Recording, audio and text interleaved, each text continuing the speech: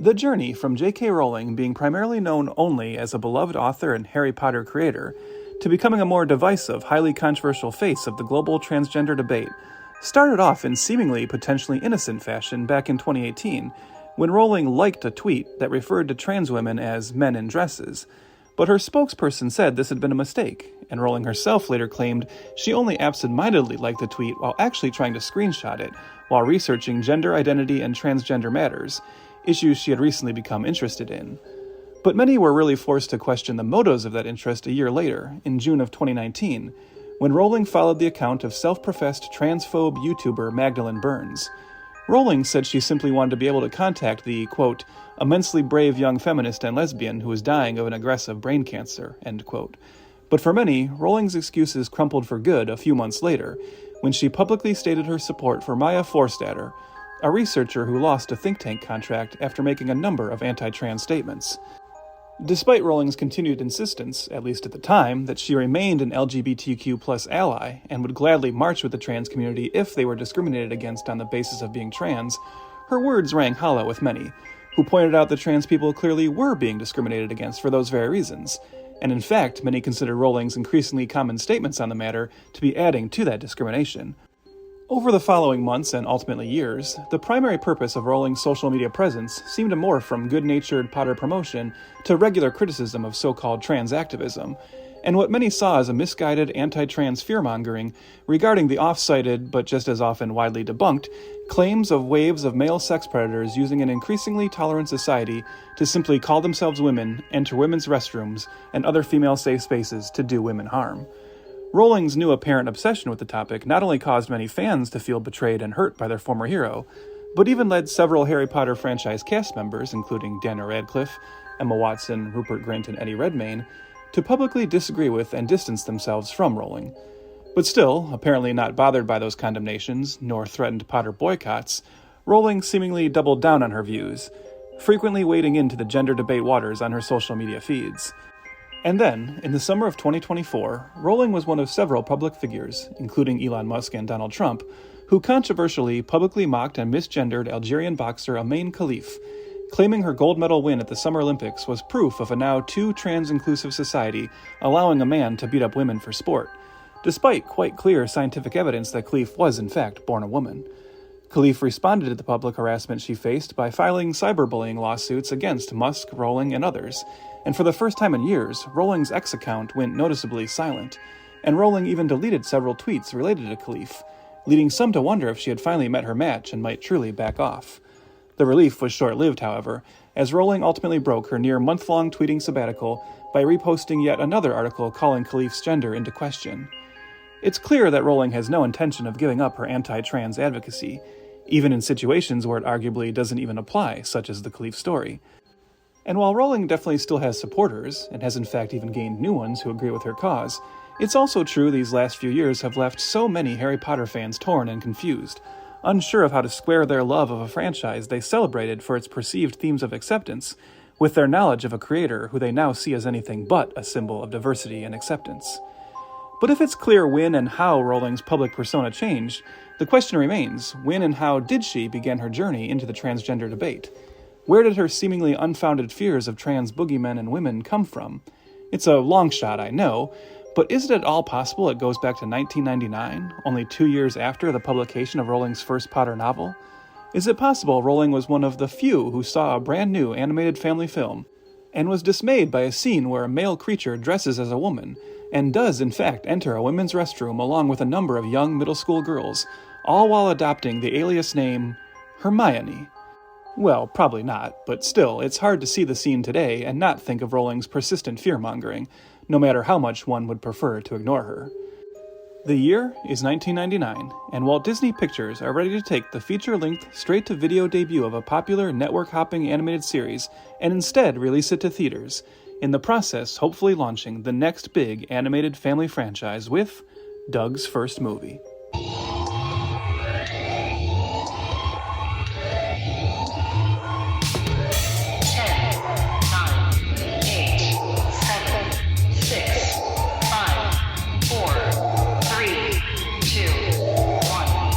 0.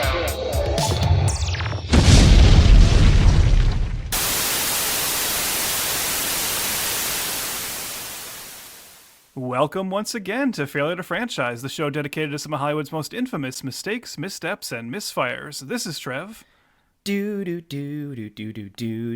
I'm Chris. Oh, I was actually starting to snap my fingers along. I was going to start adding in my own harmonies, and you just wrapped that up very, very fast. I did. I really did not want to hear you scat. Oh, man, I can just do it during the eepisode. We could just do that, just constantly.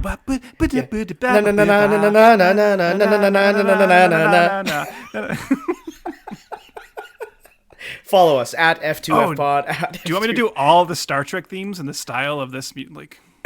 Oh my god. Yeah.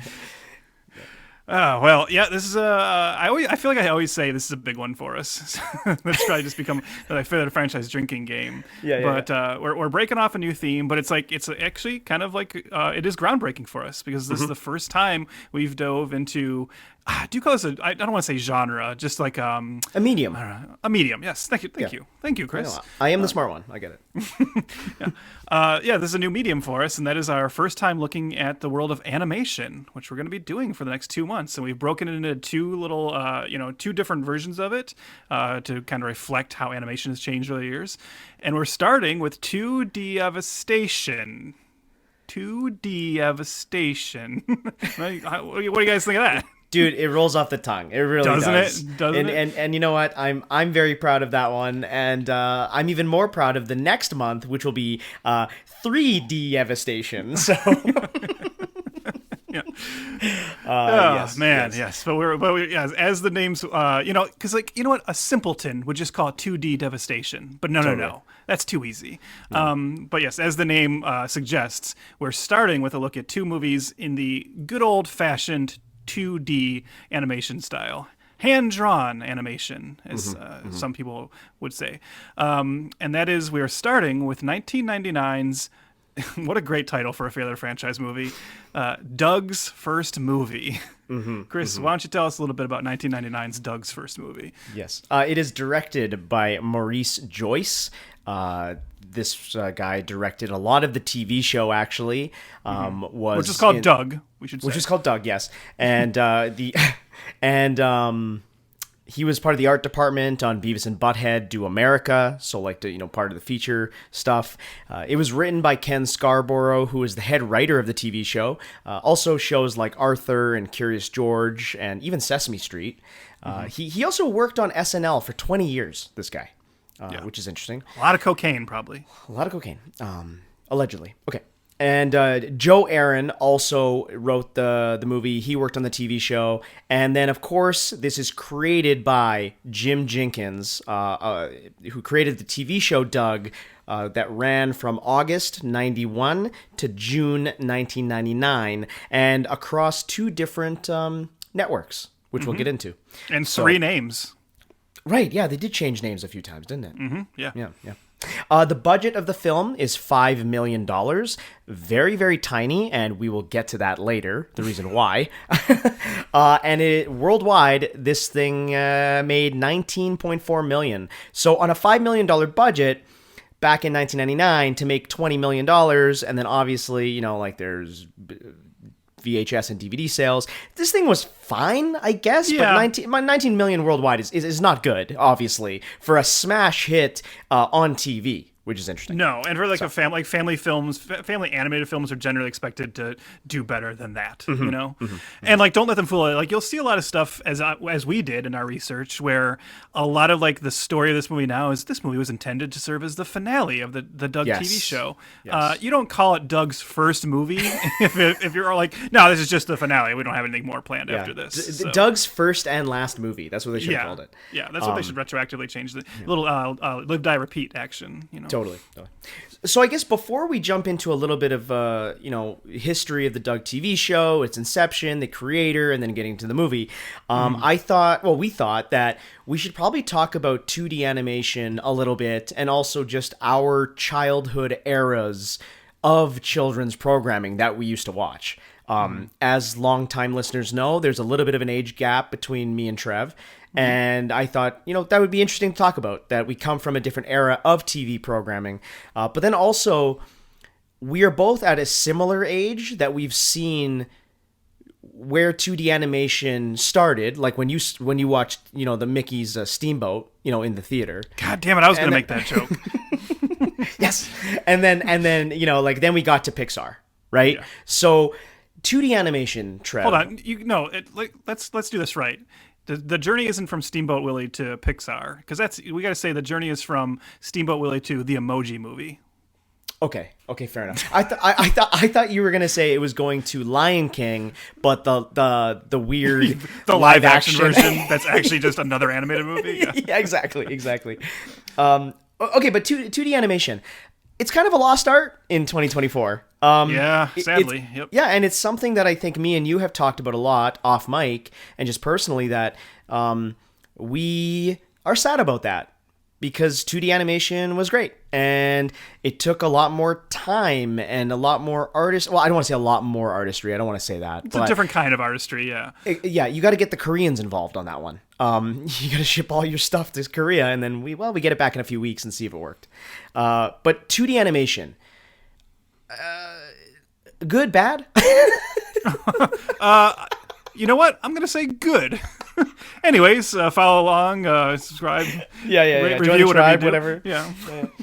No, 2D animation is cool. Like, it's just something that we don't see anymore. So, like, even, like, just children's programming in general, it's all fucking, new school VeggieTales, CGI junk, like it's just here's a better Flash animation still. Like, I don't know. Oh god, here's a better way to get into this conversation, Chris. Because I was thinking about this, because I don't think there's, obviously you and I like 2D animation, and obviously a lot of like film nerds and animation nerds like us will say like, yeah, 2D animation is better, right?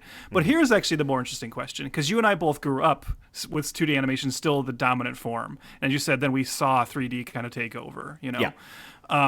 Do you think you would have the same affinity for 2D animation and still think it was superior if that wasn't the case? Like, do you think if you had been like raised more with like just starting off with Pixar, do you think you'd still think 2D animation was cool, or would you look at it as like this, oh god, why does it look so old and lame? I think Disney has proven with their filmography that 2D animation still lives and breathes today. Like, I think kids still do. Like, when you throw on the old, like Aladdin, like if you're throwing on Aladdin, I think Will even Smith, kids. Yep, I got you. But this is what I mean. I truly think even kids would say, "Oh yeah, I do prefer that one." You know what I mean? Even the Lion King, people prefer that original one. So maybe there is that nostalgia factor and that appreciation factor. But I think if you were to sit down, kids, and me and you both don't have children, but I do feel like if you sat down. But if we sat down a child to watch, like, The Lion King, Clockwork Orange style, I think they'd love it, and they must, right? Like, they must love it. Like I just feel like it hasn't really, like, it's gone away because the industry has pushed it away. But I think in the hearts and minds of young people today, I think they still do emote towards it. Do you know what I'm trying to get at here? Like, I think it still works. And you're using like the most high end examples is like that, and that's, to be fair, like the Disney like animated films always had this like high level of artistry to them. Mm-hmm. And then, in a moment we're going to talk about like the cartoons, the TV cartoons we grew up on, and maybe that wasn't always the case with those, like some of that 2D animation looked a little rougher in TV, but there is just something tangible about it, and I think you do feel the personality of the artistry a little bit more. So this is the thing, like I don't think either of us want to say that there's no talent involved in CG 3D animation. Obviously that's not true. And obviously some of it can look really cool, and obviously I like some of those movies quite a bit. And but it's harder to hide a dick in the clouds, though. This is true, yeah. But it's just, I don't know. This is where it gets tricky, right? Because I don't want to say there's no artistry, but it does feel different. Like, computer programming seems different than, hand drawing every cell, and like realizing that as you're watching it, wow, I'm watching this like series of hand drawn images, and just like even like when like the rough element of it would come across. Like I said, like the mistakes were more interesting in hand drawn animation. So yeah, I mean, I think it's an interesting question. I do wonder, because I think we're just kind of speculating how kids feel about it. I mean, I think you're right. I think the Disney classics will always be classics, and kids will revisit them. I just wonder if they go back and watch Like, this is actually a perfect example, right? I know we'll get into Doug later, but like, Whoa. okay, but if a kid today sits down to watch an episode of Doug, you know, like, does it mean anything to them? Do they go like, wow, this looks kind of cool, or do they go, wow, this looks like shit? Now, I mean, first of all, on streaming, it looks like shit, but that's not. I don't mean that necessarily. I just mean like the medium, right? Uh, yeah, I know what you mean. Especially, I think if we bring it back to even TV shows, I think that is a difference. The quality of TV shows nowadays are just on another level. I think even when it comes to live action, right? Like live action programming now is spectacular. What we used to get 20 years ago. So the animated versions of stuff back then probably don't hold up. I guess it's like it's all relative no matter what, right? Because you say that, and it's like we just said, like there were some hand-drawn animated shows, and we'll talk about some, I'm sure, that were, you know, kind of mind-blowing in their animated style. And then there are some CG 3D animated shows that look like hot garbage, you know? So it's all relative into how much time and effort and money they put into it. Yeah. So I guess let's start there then. The animated TV shows of our youth.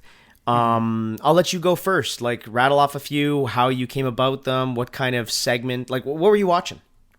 I mean, mine are so obvious, right? Because I am like I was born in '80, so as I said on this show many times before, I'm a child of the '80s. So it won't surprise you to hear like the cartoons. Like when you just come up to me as you did for this episode and said, "Hey, start thinking about like what cartoons you watched as a kid." Like what hits in my mind immediately is like I was watching GI Joe. Transformers, you know, Masters of the Universe, real Ghostbusters. I remember being really into like the Garfield cartoon when I was a kid, which is like a split of like Garfield and U.S. Acres. Remember that? Like people don't talk about U.S. Acres that much anymore. And then like a little later. Oh, and also when I was young, I watched that stupid WWF cartoon, Rockin' Wrestling. I don't know if that's like means anything to you. There was actually like a WWF cartoon where all the good guy wrestlers like hung out and like lived together and gotten like, you know, scraps with all the bad guy wrestlers. Bad show, but fun to go back and revisit. Yeah. And then as I got just like a little older, but still like old enough to where watching cartoons wasn't, you know, embarrassing still, you know, when you hit that like, you're in that more like 10 to 15 range and you start to like, well, I'm not into those same kiddie cartoons, but there's still animated fare that's like interesting to me, you know? And like, first of all, I should say like right around then, 89, The Simpsons starts, which was obviously everybody was watching. And The Simpsons was like obviously a crossover hit of adults and kids watching it. But obviously that was a very, very important show for me for like its first 10 years on the air. And then also around like in the 90s, getting really into Animaniacs and Tiny Toons, Freakazoid, only a couple seasons of that, but loved it. The Tick, loved The Tick. But, and like, no surprise, like the big ones, and I think we've brought these up before. Well, I know we've brought one of them because we looked at the movie. Batman the Animated Series, probably my favorite animated show of all time. And then obviously X-Men, which has recently been resurrected as X-Men 97. Yeah. So yeah, like I mean, I could keep rattling off more, but those are like the big shows. I mean, there was like, as I think back, there's other like cartoons, like some like Eek the Cat, which I don't know how many people remember that, but I remember like being into that.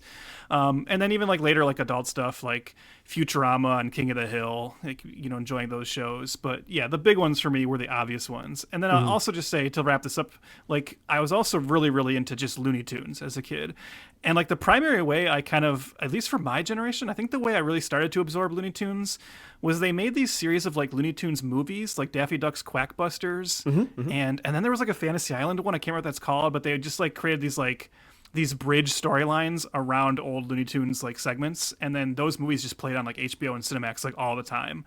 And I remember watching those and getting obsessed with Looney Tunes, and then kind of, you know, falling down that rabbit hole of realizing how like it doesn't matter what generation you're from, like what age you are, Looney Tunes is kind of groundbreaking and amazing no matter what. So like really falling in love with them as a kid too. Cool. I mean, we have a couple crossovers, I think, because, you know, I have quite a big family, and a lot of my cousins, we always talk about how there's two generations of cousins. We have the older cousins and then the younger cousins. I'm in the younger generation of them because the other ones are like, you know, 15 to 20 years older than us. So they really introduced me to a lot of the ones that you had already said, you know, the staples of the 80s, I would say, right?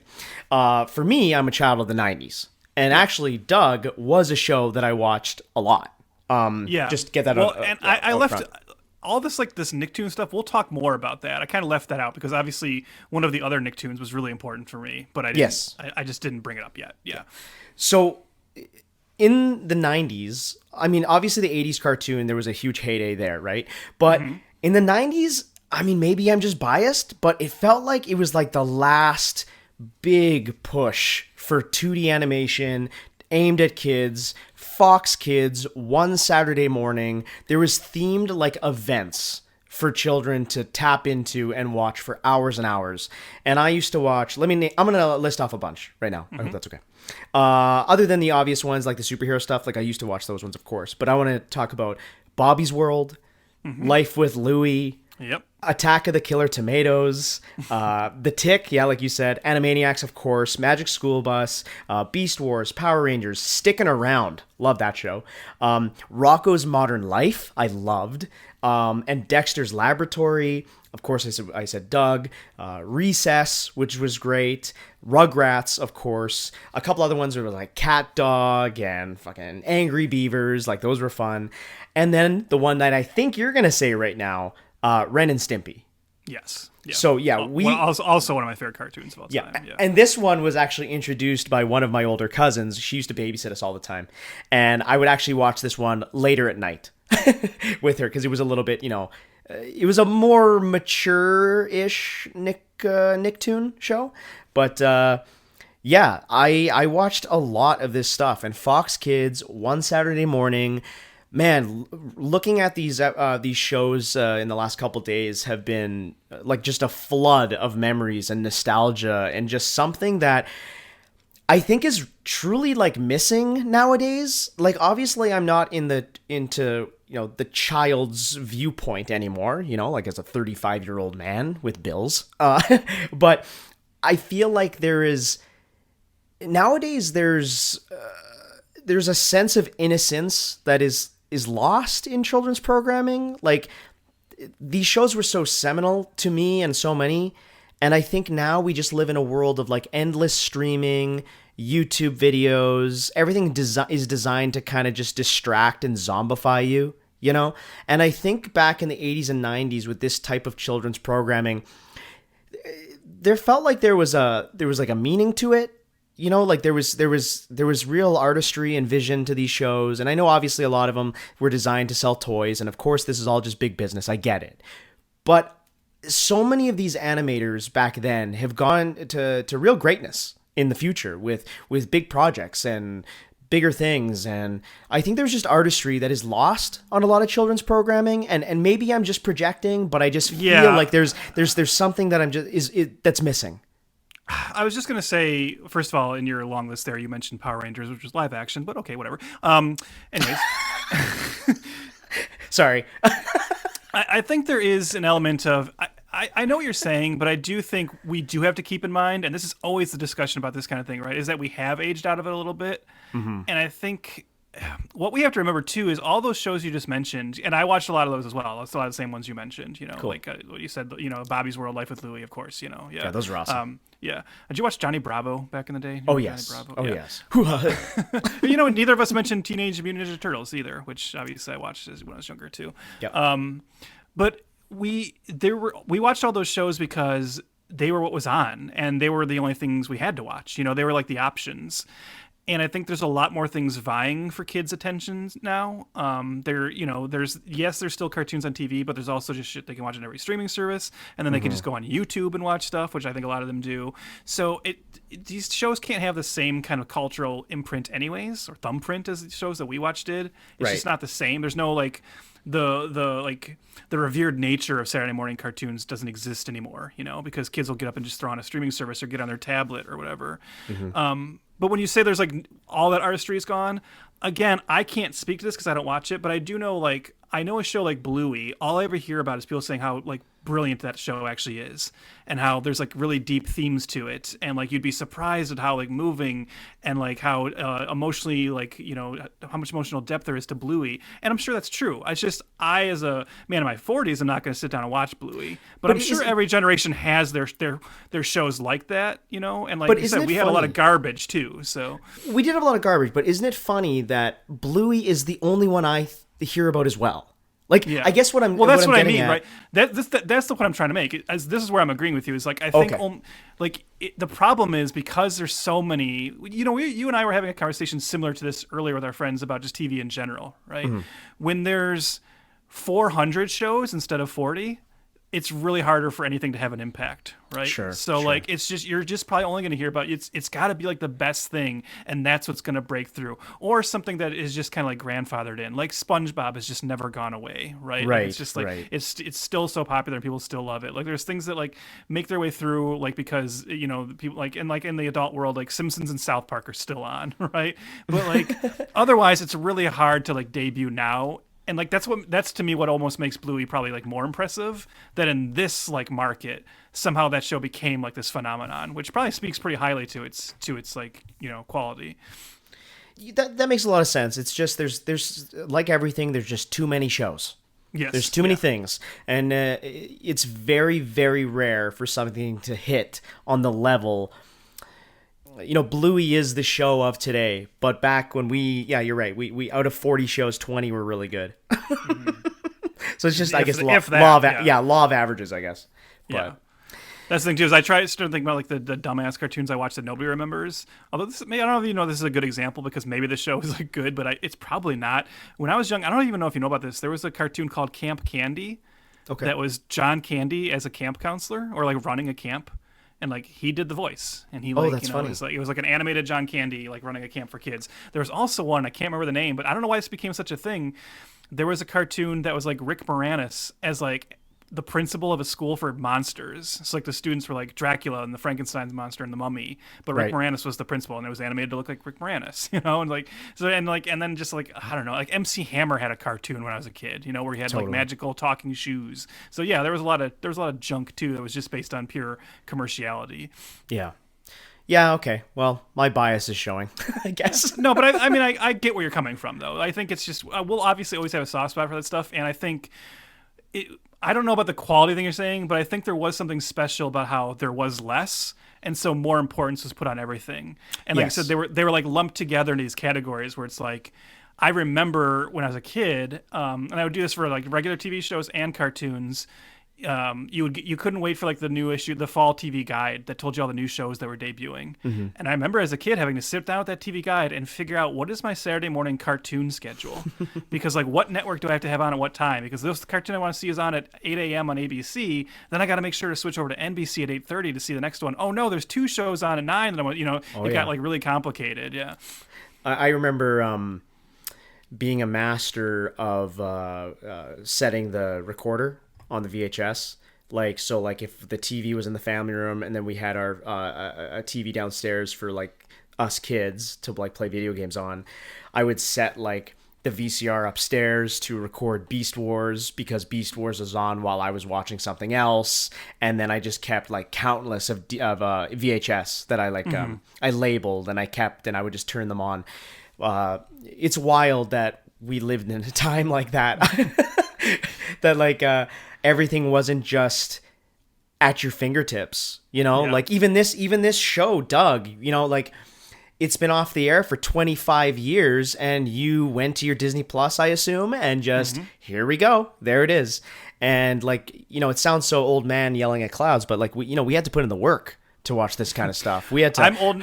Wow. I'm old enough that I remember how exciting it was when I got a VCR that you could set the recorder to where you didn't have to leave the TV on the channel you wanted to record. Totally. Yes. Yeah.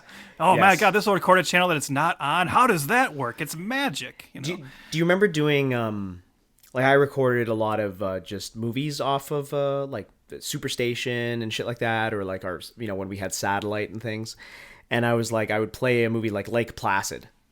Like I vividly remember watching Lake Placid, and then it would go to commercial, and you would pause, yeah, and it comes back to commercial, and you'd reset the record, and you missed maybe a second, and you're like, son of a bitch. No, yeah. But what's funny is I don't remember doing that, but I don't know if this is going to bring back something for you. You know what I did do? Like my version of that. Did you ever hook 2 VCRs up to one another so you could like transfer one thing to another, and that's when you could cut out the commercial breaks? Oh, that's funny. I never did that. Yeah. The worst was this. I remember, like, I keep saying Beast Wars because I really did try to record that whole series. And remember what TV used to do? They would play, like, the whole show, right? Week to week until it was done, and then it would reset. So you'd go back to the pilot. So I remember on Fox Kids, Beast Wars had ended, and I was like, oh, great, now it's going to start again, so I'll get my VHS ready to go. And I remember, like, racing home days to, like, be like, oh, my God, I'm going to miss the next one, because I'll lose it. Like it's that episode, season 3, episode 4 is not going to air again for 6 months. And it throws off my whole timeline.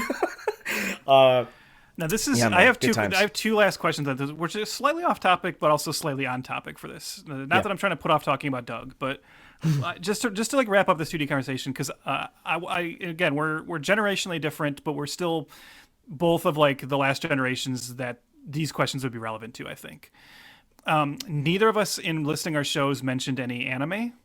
So the first Right. thing I want to ask you is, did you ever have like a phase where you started to get into kind of anime stuff? Because the reason I bring that up is for me that I think that's kind of particularly interesting because the 80s feel like a time when that really started to like come over here. And I do remember another show I didn't mention because I was saving it for this question is I remember when I was young starting to watch a show called Robotech. And being amazed by Robotech because it was obviously a hit anime show, weekly show. But the crazy thing about it, and when you were an American kid watching it, the good guys didn't just win every week. In fact, they often lost. And Yeah. in fact, you would watch 5 episodes in a row where the heroes were like held prisoner by the bad guys. And you're like, well, of course they're going to get out the end of this episode. No. And it's just like, it was like mind blowing. And then I remember when like Akira hit over here and like watching, going and getting the VHS of Akira and hearing about, you got to see this movie. And like to this day, I still think, for me, that's my favorite anime movie. And I think it's great. I do think it's like a mind blowing movie, but I also think I can't break away from like the memory of watching Akira and just being like, oh my god, like animation can do this too. It can be like violent, it can have like these like adult themes, it can be like confusing and deep, and just like the excitement of like that initial wave of like anime, and then like getting into just like all the really violent ones like Ninja Scroll and Vampire Hunter D, and then watching stuff like Dominion Tank Police. So I was just curious, did you have like that phase at all too, or no? So, funnily enough, I think my anime phase is currently going. Because my fiance, that is like her thing. Like Yeah. she fucking loves anime. She's recently moved in and my DVD collection expanded and it's all anime movies that were put onto the shelf. So I've been slowly but surely getting through some stuff. I've never been really into it. I've tried so many times over the years. As a kid, I really just watched Pokemon and Digimon. Like most of my friends, though, are huge into it and have been since we were little. Like, they watch Dragon Ball Z and all that. I would pop in every now and then to watch that kind of stuff. But I think you're so right about anime teaching children that the hero can lose. Yeah. I think that's very, very apt. And it's not always sunshine and rainbows for the protagonist. Honestly, just a couple days ago, me and Brittany turned on the pilot episode of Pokemon, the series. It was on Netflix, and we threw it on. And it was wild to just watch that first episode. And then we watched a bunch of clips of Pokemon throughout the years, especially when it ran in the 90s. And it can get pretty intense. We watched the clip from the movie. I don't know if have you seen Pokemon, the first movie? I never got into Pokemon at all, to be honest. Yeah. Okay, fair enough. Well, there's a scene in Pokemon the movie where there's clones of a bunch of the Pokemon, and they're like bad clones. And there's a moment where Pikachu, Pikachu Prime, is getting in a fight with another Pikachu, and then the other Pikachu just keeps slapping Pikachu in the face, and Pikachu Prime like lets it happen to him because he's like, I can't fight you. Like we should be friends. And he just sits there and takes it. And I really recommend, Trev, check out that clip because it's kind of fucked up. he's like just getting beaten. And then the other Pikachu is like sad about it. And then the emotion in the Pikachu Prime is like, I'm just going to let you beat the shit out of me. And I looked at Brittany and we watched that clip again. I looked at her and I said, this is something that wouldn't happen nowadays. And we even then threw on the 3D version update of Pokemon the first movie that is on Netflix. And we went to that scene to see if it was the same. And guess what? It is dialed down immensely. Mm-hmm. And it was just wild to see the difference and the balls that people had with 2D animation and especially with anime. There's a lot of depth to it. And I really appreciate it, especially nowadays, you know? Okay, well, feeding off that, second question, I'll make this quick, but since you mentioned 2D animation and balls, let me quickly ask, did you ever, similarly, did you, when you were young, have any phase where you got into, like, adult 2D animation? Like, did you, like, get to see stuff like Heavy Metal or like like Ralph Bakshi was like a big deal when I was a kid. Like obviously he did the Lord of the Rings movie, but he also did like Fritz the Cat, and like so if you stayed up late enough, you got to see like, oh my god, there's like 2D animated movies for like that are like more adult. They have like you know pure like just like nudity in them, and they're like, oh my god. And then it was always cool because you felt like you shouldn't be seeing it, and there just was like something kind of like raw about it. Like did you have that phase as well as a kid? Not a phase, but distinct memory of when I saw Heavy Metal late at night, and I was like, oh, those are 2D, those are animated boobs. I think I saw it at like a birthday party with like a sleepover, and we were like all like 9 years old, and we're like, what the fuck is this? I think I wrote this the last time I watched the movie. I think I wrote this in my Letterboxd review. But Heavy Metal is a movie that I feel like every like 4 or 5 years go by, and I go like, I think I like Heavy Metal, and then I watch it and I go, oh no, I don't like this movie. But for some reason I just keep going back to it and being like, no, I think it's good. I think I should like it. And being like, oh no, it's actually not that good. You got to see those boobs. That's what it is. That's what it is. Keeps us going. Okay. Doug. It was great to like segue from all that to just a show called Doug. Yeah, Doug. Yeah, speaking of boobs, I guess. I don't know the segue. Okay, Doug, let's talk about the show a little bit. Because this Jim Jinkins guy, he's kind of made his life's work, Doug. He hasn't really done much before and not much after, but Doug is his claim to fame. And you know what? He seems like a really pleasant guy. I've listened to a few interviews with him, you know, in sales mode and off sales mode, right? And he just seems like a really pleasant dude. You know, he originally started with animation at Ohio State University. He got a job working at PBS with children's programming. He had the idea for this show just because of his own doodles in his sketchbook. What inspired you to create Doug? You know, I like to doodle. Doug was one of those guys I just kept doodling over and over, and I made up this book called Doug Got a New Pair of Shoes. And that was just sort of the beginning of making a Doug world. Originally, he named the character Brian, but then changed it to Doug. He then, in 1984, he went through a little bit of a heartbreak, and then he got in a bicycle accident, which was pretty serious. And he kind of had this, like, epiphany to make this character in this world in Bluffington more of a utopia. You know, like something without bills and timelines and, you know, just kind of like really a moral center to this world. And he originally wanted to sell it as a book. No publisher wanted it. And then Nickelodeon, of all places, started to look to develop their own shows internally versus pre-licensed characters like Teenage Mutant Ninja Turtles and Where's Waldo. So they reached out, or Jim Jinkins reached out to them. They reached out to each other. Nickelodeon said, hey, we can let independent studios do their own animation. And then Jim Jinkins created his company, Jumbo Pictures, to produce Doug for Nickelodeon. The show is meant to be almost autobiographical, I guess, because the guy, Jim, grew up in Virginia.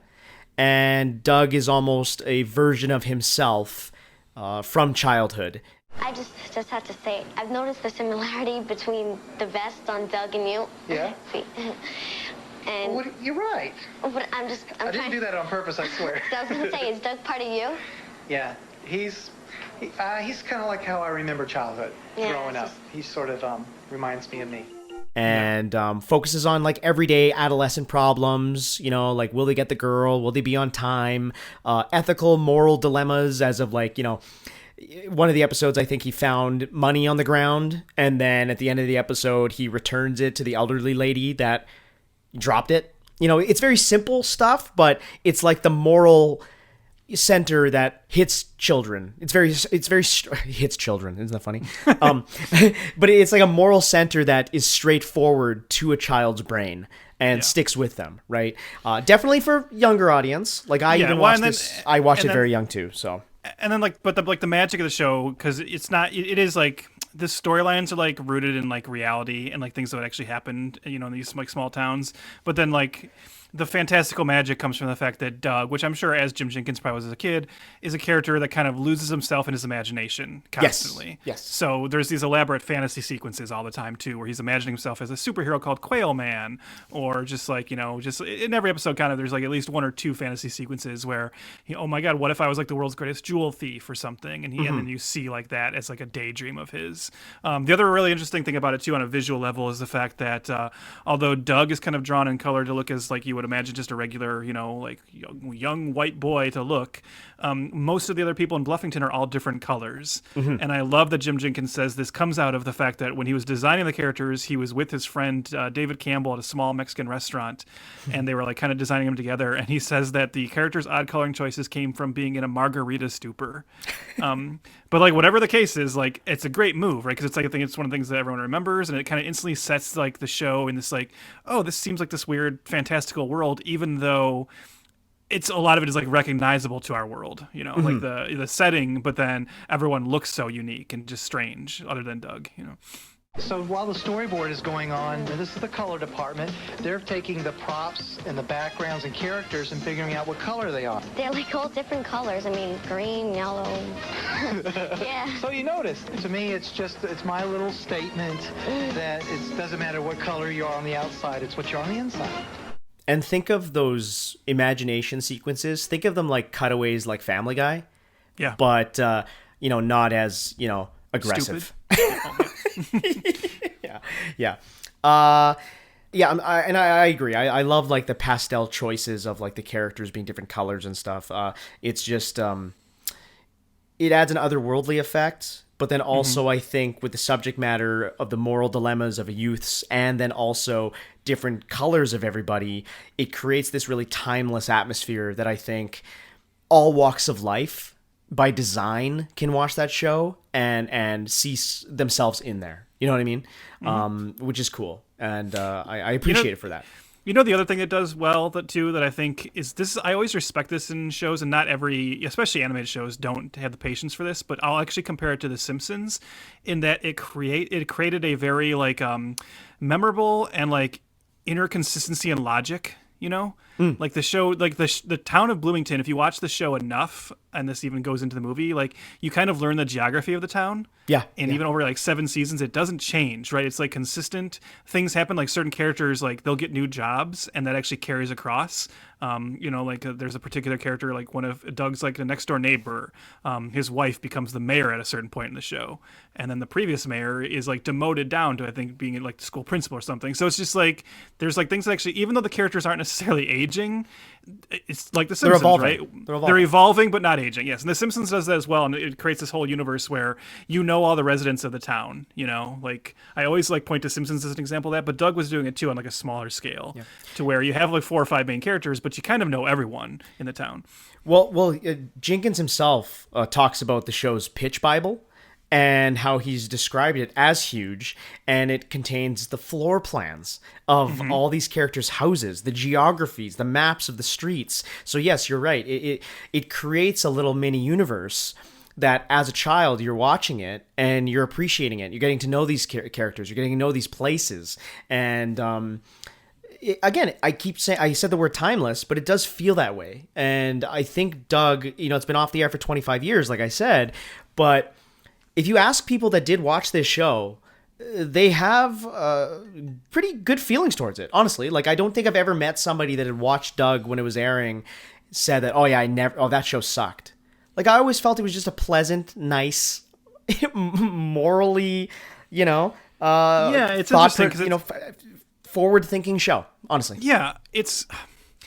How do I say this without... This is not a slam, but it's also like maybe people are going to take it as a compliment, but it's like it's so just nice and pleasant that I don't think it was like anyone's favorite show. Yes, yeah. But like you said, nobody hated it, right? I think it's just a show everyone saw and was like, yeah, I get it, like that's pretty pleasant. And like even I remember, and I don't know like if you do it all, like, because I know you're much younger, but I remember the hubbub surrounding like the debut of these 3 Nicktoons, right? Like how much like promotional like weight Nickelodeon put behind this, that like we're debuting 3 new cartoons, Doug, Rugrats, and Ren and Stimpy. And I'm pretty sure I watched like the premiere of all 3 that day, because like I think every kid did. It was just like, oh my God, I got to see these new shows.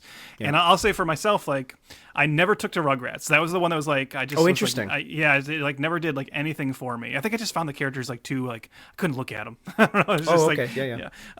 But like, which is funny that I loved Ren and Stimpy, which is like so gross, right? But that's like Ren and Stimpy felt like, again, it was kind of like what we were saying with like the anime, where if Ren and Stimpy, you felt like you shouldn't be watching it, you know. That was the appeal, and also just very, very funny, and made by a really upstanding human being. No, just kidding. And then like Doug, I think is like, and this kind of goes to what we were saying, Doug is a show that I think I liked, but I was never like worried of like, man, I got to make sure I see the next episode of Doug. It just felt like a show you could kind of dip in and out of, you know, if it was on, you'd watch it and be like, yeah, this is funny. But like, you never cared about like, you know, coming back to it a lot. So I probably saw the show like a lot less than some of the other shows at the time. But like I said, I didn't hate it. It was just a show that I was like, yeah, that's fine. Yeah. I mentioned to a friend a couple days ago that I'd watched the movie. And he was like, yeah, Doug, I really like that show, but I always liked Recess more. And then I text him back and I go, yeah, Doug's just like pleasant. Recess had a little bit more of an edge. And even in those like child terms, Doug is so watchable. That's what it is. It's just a watchable show. And we'll talk about our feelings of the movie, but the show I know is just, I hold very fond memories of the show. Now, funnily enough, we keep talking about Nickelodeon. Well, this movie is brought to you by Disney. Yes. And the reason why is because Disney buys this show and ABC in February of 1996. So they buy Jumbo Pictures, Jim Jenkins' company. They sign them to 5-year contracts. They purchase the Doug trademark. As Disney does, they own your soul. They immediately relocate the production from New York to LA. They replace Billy West as the main actor of Doug, citing they could not afford West. The same company that's about to spend $200 million for 3 people for the Avengers movies. Now, to be fair, they were a much different company back then, but still. And I know funny. Billy West is like one of the biggest, if not the biggest, voice actor. But I bet a deal could have been worked out. Yeah. So this is an interesting time for the show because it changes for the last couple seasons of the show, and even cast members and I think viewers realize that there is a little bit of a difference. Nickelodeon episodes are cited to be a lot more quirkier than the Disney ones. There's less cutaways in the Disney versions, and also especially this is something that I hate with modern animation. Making people record separately. I think that sucks. There's something about getting the gang together in one room and riffing and creating magic for a TV show or movie. But now people are recording from their own basements. You know what I mean? And I think this show is one of those times where the gang used to always record together, but then when Disney took over and moved everything to LA, it was just easier to not relocate everybody for voice work. Right? Yeah. So it becomes a logistics issue. I get it. But, you know, there is something about getting a group together versus, you know, you record your line, then I will not even react to your line. You know, I'll get fed lines from the booth guy. So it's a little different. But with Disney's acquisition and being under the Disney banner, it actually does drop in the ratings. So Doug was a big hit for Nickelodeon. But under the Disney umbrella, it does start to dip, and I mean, it makes sense, right? So. It's a big fish in a smaller pond in Nickelodeon, totally. Right? And then in ABC, it's you know, under the Disney banner, it just gets like probably a little bit lost because it's probably not one of their more important properties to them. And on ABC, it's competing with a lot of other cartoons and stuff. Totally. Yeah. And really, the only reason that this movie gets off the ground is because of Rugrats. Rugrats is a fucking mega hit. And suddenly Disney's like, okay, well, let's revitalize something. Let's bring something to a movie level thing. And they decide to make Doug straight to video. Now, Rugrats the movie comes out, and it is huge. Rugrats the movie makes a ton of money, and Disney changes their tune when Doug, I think, is like finished. It's done in the can, and they say, okay, we're actually going to release this theatrically because, we've proven the market with other Nickelodeon cartoons. Let's put it to theaters and see what happens. And obviously, it didn't go so well because the movie didn't make much money, like we said, but also critically panned. So. You know what's funny is like earlier, I think when I started this episode, I was like, I think this is like the first animated film we did. And then later I brought up one we did before, and it wasn't even just like I was thinking. And it was the previous animated film we did was the exact same story of Batman the Animated Series, a movie that was like made to be a straight to DVD. Right. And then they're like, no, I think actually let's put this in the theater. And then you like see it, and like even though we loved that film and it was critically acclaimed, remember we talked in that one about how they had to quickly like redo the animation and stuff to make it like theatrical, like ready. Mm-hmm. And I think this movie didn't even get that chance. It was just like, we're putting you on the theaters. And it's like, what? And like, and I think, we're not to get our thoughts of the movie, like the quality of the story or anything, but like it feels pretty low scale for a theatrical movie for sure. Yeah. Also, did you just break the theme and remind us that we did a 2D movie?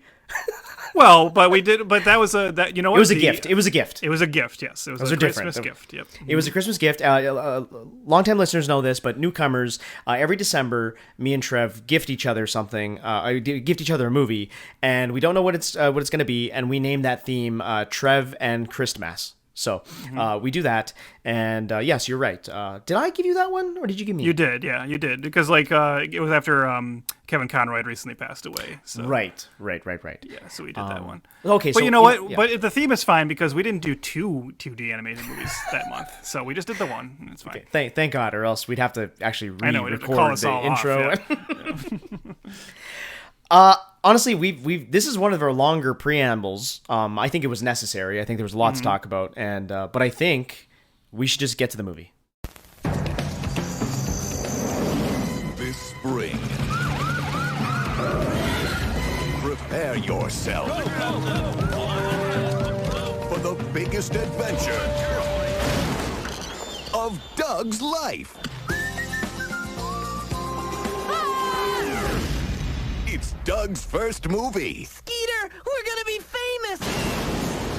For as long as Doug and his pals can remember, the legend has been told of a monster living in Lucky Duck Lake. There's something bad behind me, isn't there? But when Doug's wildest dreams There is a monster which threatens our very way of life. Bless you. become reality, He's so nice. He's not scary at all. Fluffington will never be the same. Bad! No drinking out of the toilet! I am honored to welcome this new exchange student to our school. What did she say? Thanks. Run, Herman! Can Doug face his biggest adventure ever? What is it? Looks like clean underwear, sir. Will Doug finally get to tell Patty Mayonnaise how he really feels? Would you? Sure. Can Doug save the dance from the evil guys who are out to destroy the legendary monster of Lucky Duck Lake, thus ruining Doug's chances with Patty? We gotta stop him! All your questions will be answered in Doug's first movie. Oh, man! Doug Funny and his best friend Skeeter Valentine set out to find a rumored monster inhabiting the Lucky Duck Lake. But what they discover is that the dangerous beast is actually friendly. And little do they know, their newfound friend is proof of a pollution cover-up by the insidious Mr. Bluff, who intends to hunt down the monster. All the while, Doug must find the courage to ask his crush, Patty Mayonnaise, to the upcoming dance. Let's find out if this theatrical series finale sticks the landing, all within, an hour and change. Man, if there's one thing we know little kids love, it's political stories of pollution cover-ups.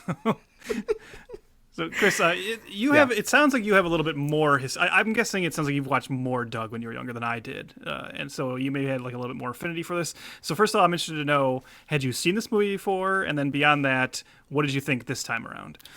So I had not seen this movie before. For so whatever you were out reason, on Doug by the time this came along. Yeah, like 99 when this comes out, I am 11 years old, and I think I'm just past, especially going to the theater right? Yeah. So You and then moved on to you're watching like Fellini films and for sure. Bergman. Like yeah. I'm watching Last Tango in Paris. Yeah. That's a controversial film, right? That's the Butter movie. Yeah. That's the Butter movie. Yeah. Okay, that's the Butter movie. Wow. Okay. It's one of the nicer ways to talk about it, probably. Yeah. So that's... I'm glad we referenced that film in this G-rated. You know what? Call up Guinness because we're probably the first ever podcast devoted to Doug's first movie that talked about Last Tango in Paris. So yeah, that was great. Yeah. Okay, Trev, we did a little theme this year called Summer Sweeps. Mm-hmm. And we talked a lot about TV adaptations going to theatrical and what that means and what you need to do. And I remember saying that, a movie adaptation needs to do three things. It needs to bring in new viewers. It needs to remind the old viewers of what they loved before. And it has to justify the big screen existence. If those three things are hit, I think it's a win. And I think that is something like Get Smart. Like I thought Get Smart was a win for both of us.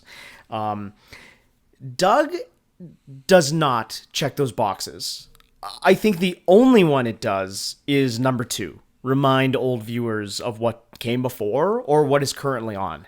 Because this movie, as much as I like the show, this is just an episode. It really does feel like this is just an episode that was in development or in production, and the straight to video feel is so obvious, but it's not even straight to video feel. It feels like just an unproduced episode of the show that they added a little bit more scenes to make it to kind of swindle people to go see it in theaters. If I'm being totally honest, it's fine. It's as fine as watching an okay episode of the show. So in the context of this, in the context of our podcast, I think it does not justify the existence whatsoever. And it really doesn't, I don't know if it deserves any sequels because of it. And it doesn't really serve as the finale to the show either. It's just an episode. And it's an hour and 10 minutes long. And it's perfectly serviceable on that aspect. The other thing I noticed is that it's really ugly for a theatrical adaptation. And I want to cite 2 films. I want to cite the Simpsons movie. Say what you want about that movie, which does feel like 3 episodes put together. That's undeniable. But that was the best that show had ever looked at that point when it was released. It was in 16:9. It was fully HD. There was money behind that movie. And same goes for a Disney movie called a Goofy Movie. Goofy Movie was a film adaptation of Goof Troop. And that movie had money behind it. It had a budget. You could tell in the animation that there was more money, behind the cells, as people like to say. But this one, it's in 4:3, right? Was your version in 4:3? I believe so. Yeah. Okay, so that sucks. So I didn't see it in theaters. So people, if you saw Doug's first movie in theaters, was the fucking half the screen black in the theater? It must have been. So yeah, I mean, it's like a perfectly fine episode of TV, but for a movie, it's not. It does not work. It just doesn't work, and it's sad because again, I think the show is just it's a nice little show. So I don't know. I don't want to come down too hard on it, but I just feel like it's. It is what it is. I'm going to agree with everything you said, except for when you said it's fine. Because okay. I'm actually going to push and say I think it is bad. Okay. Now, but let me make this important distinction here, which is where I think you'll somewhat sympathize with what I'm saying, is that this is what I mean by what I agree with you. When I say that I'm not directing this towards Doug as a concept or the show. Mm-hmm. I'm talking about Doug's first movie. Yeah. So this will not surprise you, and this shows how dumb I am, because you and I text each other about how we were happy that oh my god, we're doing these anime movies, they're so short. We've been this movie's only an hour and 11 minutes. Well, guess what? I decided to nullify that by going and watching 2 episodes of the show first. So I was going to ask you if you did more homework, and I just knew you did. Yeah. Well, I felt like I had to, right, because it had been so long for me, and I was I had these various members, and in my it's probably the same as a lot of people who the shows kind of filter out of their ahead. In my mind, it's just like, I remember that's the show with all the people that are different colors. I remember Patty Mayonnaise, you know what I mean? That name's too like memorable to forget, you know. Oh, I remember he had a dog, but I didn't remember the dog's name was Pork Chop, you know, but it's just like I had these like vague memories of it. So I wanted to like rewatch it for sure. And my fiance, like Liz, like this was a show that she loved as a kid. So like I was like, I mean, you know, I'm going to revisit. I'm going to go back and watch like the first 2 episodes. And I thought that was especially like relevant because then I could contrast like the pilot and, you know, another episode against like how it ends. And so I'll say this first. This is why I mentioned this is strange too, because I don't know how it is in Canada, but in the US, because of that like sale and the show moving, the first 4 seasons are on Paramount Plus, and then the last 3 seasons in the movie are on Disney Plus. So you do need 2 streaming services to watch the complete Doug. Right. Nickelodeon held the rights. I forgot to say that. They held the rights to those first few seasons. Wow. Yep. Wow. And then I didn't know about like the cast changes. So like watching those first 2 episodes where Billy West is Doug, and Billy West has a very recognizable voice. Like that's the one thing about him. Like I love Billy West, but I was watching Doug just sounds like Fry, who just sounds like Stimpy, you know. But I didn't know about that change. And I wonder, I want to go back. I kind of want to go back now and see, was there like upheaval in the Doug fandom when this happened? Because the change from Billy West to Tom McHugh as Doug was jarring when I watched those first 2 episodes and suddenly the movie started. Like some of the other ones were fine. Like Billy West also voiced Roger, the bully in like the Nick days. And like someone else, Chris Phillips took that over in the Disney era. But he's like doing a really good impression of what Billy West is doing. But like Tom McHugh's Doug, they just have, I guess he just sounds more like a real like young kid. You know, like less like Billy West. So it was just kind of jarring to me. But also they said like those early episodes look like garbage on Paramount Plus because they didn't do like any kind of like HD remaster or anything. It looks like you're watching a 2nd generation VHS copy. Now, but all that being said, those first 2 episodes, they reminded me of like what was fun about the show. You know, like we were just talking about, like everything that we said, like everything's just pleasant about it and fun with the fantasy sequences and how weird the world of Bluffington is works really, really well in the show. I do actually think that the problem with Doug's first movie is that Doug as a concept works really well in like 15-minute segments. Yeah. Because if you remember, even the show itself after the pilot, like most episodes were 2 stories. There was like one story, and then halfway through the episode, that story ended, and then it switched to a second story. So it was like 2 blocks, you know. So you're getting these like 11, 12-minute segments, and like that's perfect for a Doug story. Stretched this to 83 minutes, and like I know this movie is short, but man, it felt long to me. Yeah. Because it's just like nothing is happening for like a long time. It takes about 25 minutes for like the purpose of this movie to kind of make itself clear. I think that's when like the monster finally like actually shows up for good, and then in the middle you just get into this whole like, I don't know. Like I said, like I'm trying to put myself in the mind of a kid. And this is the tough discussion because we are 2 adult men talking about Doug's first movie. But trying to put myself in the shoes of a kid, I'm like, would I care about all this talk about like Bluffco like poisoning the lake and like, you know, going to the mayor and trying to like, you know, reveal this to the press? And also, we're already 7 seasons in. This is the thing about, like you said, I know it wasn't made to be a theatrical movie, but that's really its like weakness because it's sold as like this big event movie, right? And like after 7 seasons, even me only watching 2 episodes, I'm like, are we really sitting through another movie of Doug like just not manning up and asking Patty Mayonnaise out? You know, like I thought they would kiss at the end at least. Yes, that's what I'm saying. This movie needed to finally move that like needle somewhat instead of just like constantly frustrating you with how dumb Doug is about this relationship, you know? So, and again, like maybe I'm being too mean about a movie that clearly I'm not the target audience for anymore, but I just think this movie had like exposed a lot of weaknesses of the concept when you try to stretch it out like this, and it wasn't doing like the show any favors, unfortunately. No, I'm in complete agreement. Like again, when I said fine, I think it's like a fine episode. Like I said, if you threw this in the middle of a season, then okay. But yeah, as a movie, there's no real arc to it. Doug starts the movie in the exact same place that he ends in the movie. Like, yeah, sure, he gets to dance with Patty Mayonnaise on a dock. Okay. Yeah. Like that's it. I seriously think the movie works better if they kiss. Like, I know that sounds so lame. And I know me and you rag on movies that rely on that, or when things are like they are obviously platonic and then they kiss and you're like, oh god, like it's, you know, it's the Rey Skywalker Ben Solo bullshit, you know, like that's stupid stuff. But in this one, you're right. You have a 7-year season arc Yeah. of Doug trying to get with Patty. The very first episode is Doug seeing Patty for the first time and instantly having a crush on her. Yes. You're telling me that you're getting to like the movie that's allegedly a finale, and that doesn't finally have them get together? Like, come. Like, ask her, will you be my girlfriend? And she should say, finally, you asked me, Doug. Yes. And then credits. Yeah. Like, applaud. Like, it's and I hate rewriting movies. You know that. But that is such a simple fix to make it work. I hate rewriting movies, but I'll make an exception for Doug's first movie. Dude, I'm a small stakes man, okay?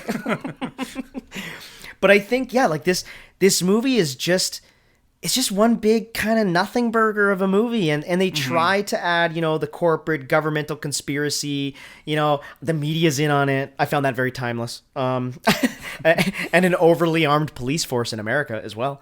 I found that timeless. What was the other timeless thing? Oh yeah, the VR joke. The VR joke was funny. The VR joke was really good. When it's like, because VR, you know what? Anybody who has VR, I'm just gonna say it. You look like a loser.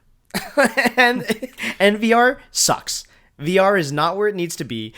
They're making the same joke 25 years ago as I would make to you right now about VR sucking. You're just paying a lot more money to just look goofy in your fucking living room. It doesn't work. So it reminded me of like the Community episode where the dean gets really into VR. Like totally. So like I really like that joke. Yeah. But usually like even in the show, like Mr. Dink was always like one of the funniest elements. Yes. Like all his crazy inventions and everything. Yeah.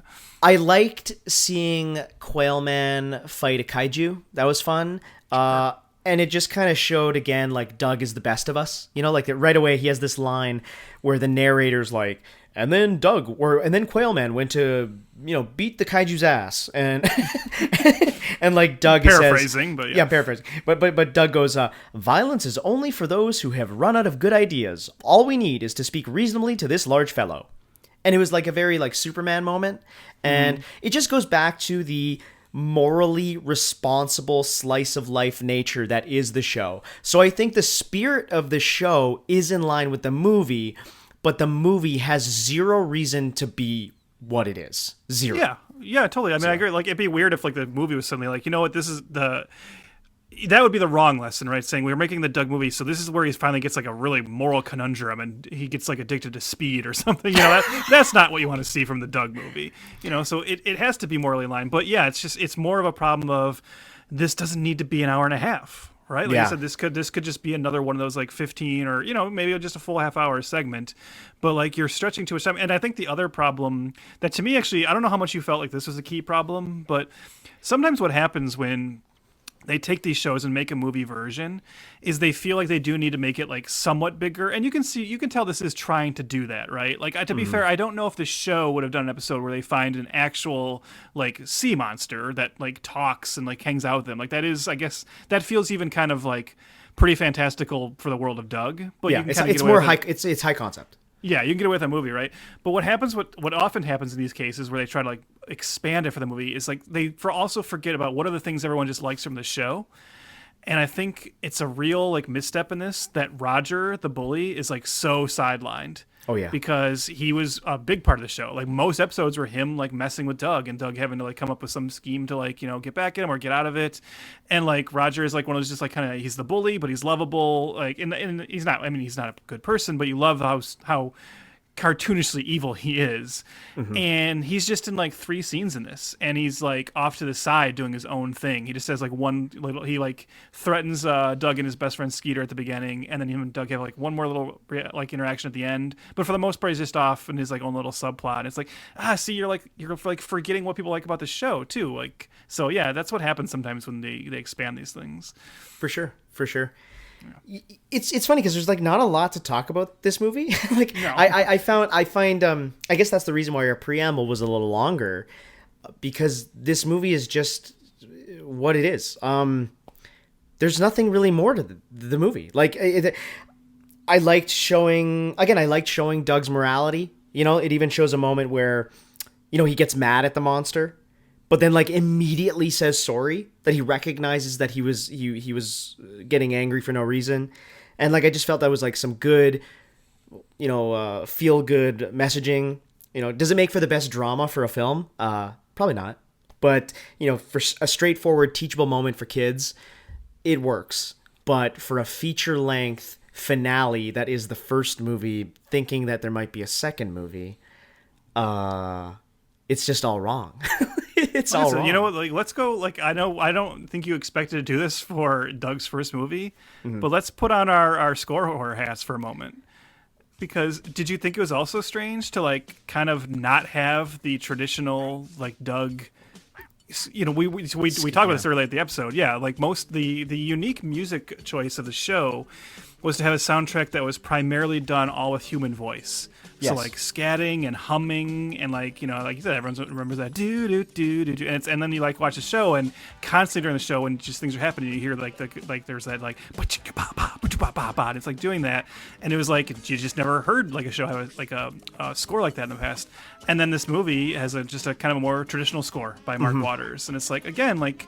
What are you doing? Like it's Doug. Like why are you trying to? It's like you're all the things they're making bigger for the movie are the wrong things. Yes, like they're like the wrong choices. Yeah, and the score is constant.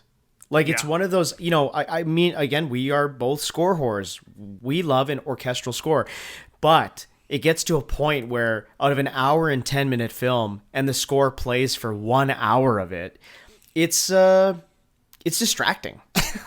It's distracting and out of place. And especially when, like what you're saying, Doug is not meant to have an orchestra behind him. Even if it's small scale orchestra, obviously it's not big bombastic John Williams, but it's something that is not supposed to be in this world at all. At all. So yeah, I don't know. I guess, Trev, did this deserve another crack at it? Did it deserve another sequel? Like, what would you say to, I guess, the legacy that is Doug's first movie? No, and in fact, I think it's almost kind of sad that this is like the final say of Doug, right? Like, I don't know. I wonder what the last episode was like. I'm guessing it was probably just a regular episode because they didn't really know they were going out, So right. And clearly, if they like made this as like allegedly like some kind of wrap up, I just think it. I think this is one of those cases where I would say no, it doesn't deserve a sequel because I think this is one of those cases where it just proves that some things are just better as TV shows. Yes. And just don't translate to the needs of a feature film. Like, I think it's really hard for a Doug story to be expanded to 90 minutes without losing a lot of what made the show special and fun in those like little compact moral stories. So this would be a swing and a miss, unfortunately, for something that I know it's almost like it does feel like punching down a little bit, right? Because this was like made to be like so low stakes, and it's not even like this wasn't even originally meant to be the theatrical film it became. But I don't know, even as like a straight to DVD like or straight to video like thing, I still feel like this would be kind of disappointing. Yeah, no, I agree. I remember I was a Doug head. And I never watched this movie, so it kind of swing and a miss on my end too. Yeah. I guess Jenkins talked in 2016. He was asked about a revamp.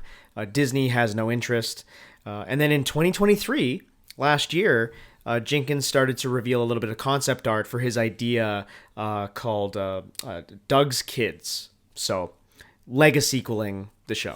Well, there's a better question, right? Because you and I agree that like Doug's first movie doesn't deserve any sequels, but do you think Doug deserves a comeback? Like, should they make more Doug? And let's take that in two parts. Should they make more Doug, or would you be okay with them coming back as like Doug's Kids, like a revamp of it where Doug is older? Like, how would you like to? That's the question. Now, let me put it that way. Do you think it should come back? And if it did, how would you want it to come back? I would be okay with that. There's been two ones that come to my mind immediately that revamped by doing that. And one was, it was live action, but it was Boy Meets World became Girl Meets World. And I remember tuning in for that for a bit just to see how it worked. And that show was actually a nice little show. It was a nice little sequel show to Boy Meets World. And then there was a recent Rugrats sequel show that had the kids age up a little bit. And by all accounts, that was pretty good too. So I think it would at least add another flair to, or another angle to what who Doug is, right? And I think maybe because the show ran for 7 seasons, we've seen about as much drama that you can get out of an adolescent kid's life. You know what I mean? And I think, Jim Jenkins is older now too. He's 25 years older, and if he's given the reins to the show, he can bring in his own experiences of being a father, if he is one. You know what I mean? Like, or of his adult life. Doug is based on his childhood, but maybe Doug's kids is based on his present life for the last 20 years of what his growth has been. So he's proven himself on the Doug show being somewhat autobiographical. I think I would be interested in seeing it autobiographical to him now. But do kids want to watch a show about Jim Jenkins' adult life? You know it wouldn't be marketed. It would be marketed to millennials. Yeah. Like that's the difference, is all these shows would be marketed to me. And it would be kind of man babies watching the show, like or woman babies. You know what I mean? Like that's kind of what you're gonna get. Yeah, I guess I think you're right. I mean, do you think so? Like, to feed off that though, do you think Doug could just come back for kids? Like, I kind of feel like it. I do feel like it could. I know you just said like how much more could they like pull from it, but like we just said, like if you use the Simpsons example, right? Like Simpsons is still running, and I know it's not quite the force it once was, but it also seems like it's just never going away until like too much of the cast is like dies probably. Like, and it's just it's the same thing, right? We said like Doug is kind of similar in that they've built this whole world of characters. Like Doug can just stay eternally young and always have these same problems, right? And you can pull like probably 30 years of stories from that. But remember, the difference with the Simpsons is those characters are like a lot of them are like mean-spirited. You know what I mean? Like Doug is almost too pure. Yeah. That it's kind of like it would become really milquetoast. It's almost like you'd have to especially nowadays. You could bring back Doug, but it would almost have to be more like the show is just called like Bluffington. And like maybe sometimes it's about Doug, but maybe sometimes you just have an episode where Roger's the main character. And sometimes you have a Skeeter episode, Or we do an episode where it's called Doug Addict and he's hooked on meth. Yep. Well, like I said, that should have been the movie. So I don't know. I would be interested in watching it and checking it out. It also would probably incorporate shitty Flash animation, fucking 2D stuff. Like it would not be as squirrely. Yeah. It wouldn't have that feel.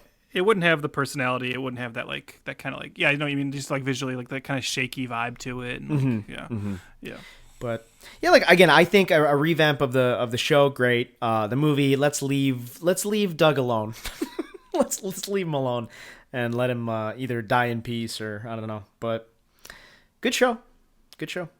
Nobody hates that show. So no, like the show is out there in streaming. If you have young kids and like you've exhausted Bluey episodes and you're like looking for something from the past that maybe they'll get into, like I said, don't expect it to look great, but throw it on and like that's a good experiment. See if your young kids of today take to Doug now, and then let us know. Yeah, please. And how could they let us know, Chris? Well, I would say I mean I'm not ready to do the outro, but we'll come back to that question then, actually, because I was just about to say that next episode we're gonna look at Road to El Dorado. That's it. That's all I want to say. The Road to El Dorado will be our next movie that we're covering. To answer your question, Trev, follow us at F2FPod. That's at F2, the number 2 FPod on all the socials. Like us there, like us everywhere. Rate, review, whatever you do. That is where you should tell us about your kids watching Doug. F2F changed your life so much and got you out of the shitty Bluey world or whatever else you're watching on YouTube. And, now you're watching Doug and you're a Doug head as well. And then just join the tribe and hit that subscribe. And let's watch Road to El Dorado next week. Or 2 weeks from now. Next episode. Sometimes at the end of these, I'm a little jumbled. Yeah. Look, we tried to talk about Doug's first movie for like half an hour, so give us a break. Dude, yeah, this episode, right now, the raw edit of this recording is 75 minutes. Right now, we're longer than the movie. What's the name of this theme again? Jesus Christ. 2D evastation. So 2 devastation. We gotta really push the 2D of it. And then when we write in in like our show notes and whatever, it's got to be that parentheses. It has to be. Yeah. Or else we'll look like idiots. Yeah, we don't want to do that. we've come so far only sounding really intelligent. So Yeah. yeah. Yeah. We got it.